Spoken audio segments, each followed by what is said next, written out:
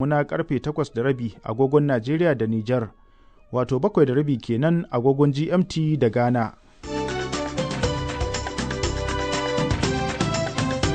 To a cikin shirin namu na wannan lokaci za ku ji cewar Robert Mueller, wanda ya jagoranci binciken ko Rasha ta yi katsalandan a zaben shugaban ƙasa na Amurka na shekara ta 2016 da Donald Trump ya lashe, ya rasu.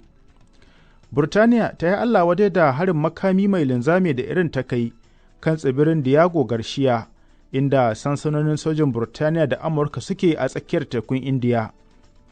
A filinmu na amsoshin takardu kuwa za ku ji irin haɗarin da ke ga cutar tsinkau-tsinkau idan ta kama mata a lokacin haihuwa. Gaskiya rashin lafiya ne wanda yake yana da wuya al'amari ko asibiti. Idan ma a ce misali an kai mutum 10 waɗanda yake suna da wannan rashin lafiya, da ƙyar za a samu mutum 2 su rayu.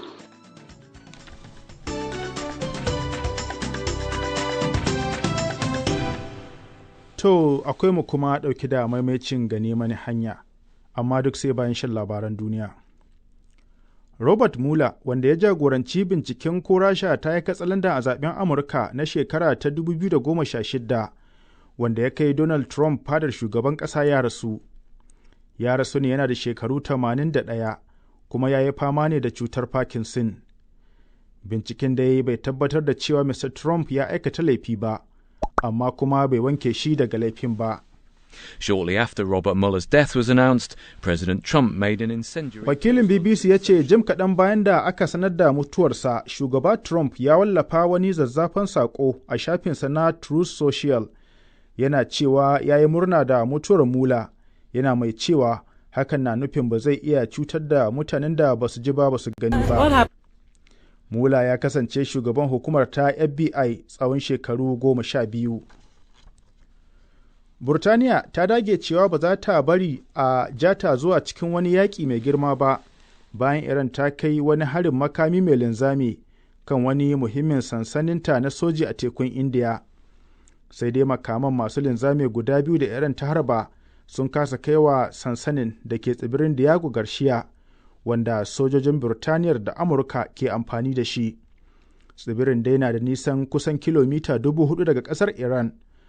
Lamarin da ya sa aka fara tambayar shin ko an raina nisan zangon da makaman Tehran ke iya ci ne. An yi imanin an harba makaman masu linzami ne kafin Burtaniya ta baiwa Washington damar amfani da sansanonin sojinta a jiya Juma'a. Sakatariyar harkokin wajen Burtaniya Yvette Cooper ta zargi Iran da nuna hali irin na mai kasada. We've seen the latest in Iran's reckless strikes. Ta ce wannan ne na baya-bayan nan a hare-haren ganganci da Iran ke kai wa ƙasashe ƙawayen Burtaniya a yankin Gulf da kuma muradun Burtaniyar. Shi ya sa muke goyon bayan ɗaukar matakan kariya daga barazanar makamai masu linzami, amma dai muna son ganin an warware wannan rikicin a cikin sauri. A nan kuma sojojin Amurka sun ce ƙarfin Iran na yin barazana ga mashigin Hormuz mai matuƙar muhimmanci ya ragu sakamakon harin bam da aka kai a wani wuri ƙarƙashin ƙasa inda take ajiye makamai masu linzami da sauran makamai. Shugaban rundunar sojan Amurka Admiral Brad Cooper ya ce yanzu Iran ba za ta iya harba makamai masu linzami da jirage marasa matuƙa ba, kamar yadda take iya yi a lokacin da aka fara rikicin, kuma ƙarfin sojin da Tehran ke da na ci gaba da raguwa. Amma kuma an samu rahotannin wasu sabbin fashewar abubuwa a Bahrain a yau, ɗaya daga cikin ƙasashen da Iran ke kai hari. Barazanar da Iran ke yi wa jiragen dakon mai a mashigin Hormuz dai ta kawo cikas ga samar da mai da iskar gas a duniya, lamarin da ke ƙara sa hawa farashin kayayyaki a duniyar. To labaran na zo muku ne daga nan sashen Hausa na BBC. A yau ne ake sa ran wani jirgin ruwa ɗauke da kayan agaji zai isa ƙasar Cuba a wani ɓangare na ƙoƙarin da ƙasashen duniya ke yi na tallafawa tsibirin da ke fama da matsalar makamashi sakamakon toshe hanyar samun mansa da Amurka ta yi. Masu fafutuka daga ƙasashe da dama ne ke cikin jirgin mai suna Nuestra America Flotilla, wanda ya taso daga Mexico kuma yake ɗauke da sama da ton 20 na kayan agaji. Shugaban Cuba ɗin Miguel Diaz-Canel ya yi murna da isowar da jirgin zai yi, kuma ya yi tir da toshe hanyar samun man ƙasarsa da Washington ta yi, abin da ya kira kisan ƙare dangi, babban laifi kuma rashin imani. Rahotanni na cewa Amurka na son haɓar da shugaban Cuba ɗin baya ga ƙara matsa lamba kan daɗaɗɗen abokin gabar nata da ta yi. Shugaba Trump na Amurkar ya yi barazanar tura jami'ai daga rundunar tsaron nan ta ICE da ake kace nace kanta domin samar da tsaro a filayen jiragen Amurka idan Majalisar Dokokin ƙasar ba ta kawo ƙarshen rufe ayyukan gwamnati ba.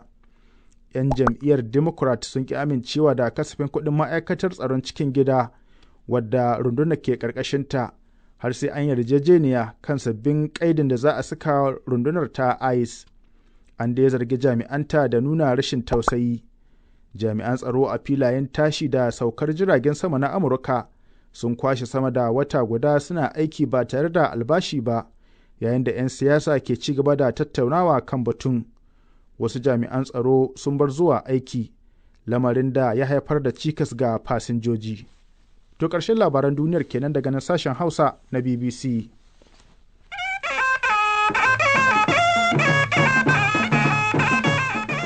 To bayan shan labaran duniya yanzu kuma sai ku gyara zama domin jin filin amsoshin takardunku tare da Zubairu Ahmad.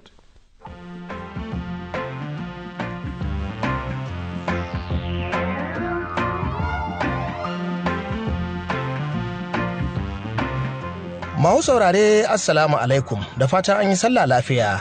Zubairu Ahmad ne ke muku sallama a cikin shirin amsoshin takardunku na wannan makon. To kai tsaye za mu fara da tambayar dan Juma Kanutun Gargiwa wanda ke cewa BBC ina so ku bani tarihin masarautar Koko da ke jihar Kebbi da kuma inda ta samu asali. To dan Juma Kanutun Gargiwa sai ka matso kusa domin jin amsar wannan tambaya taka wadda na mika ta ga Dr. Hadiza Salisu Koko malama a sashen nazarin harsunan Najeriya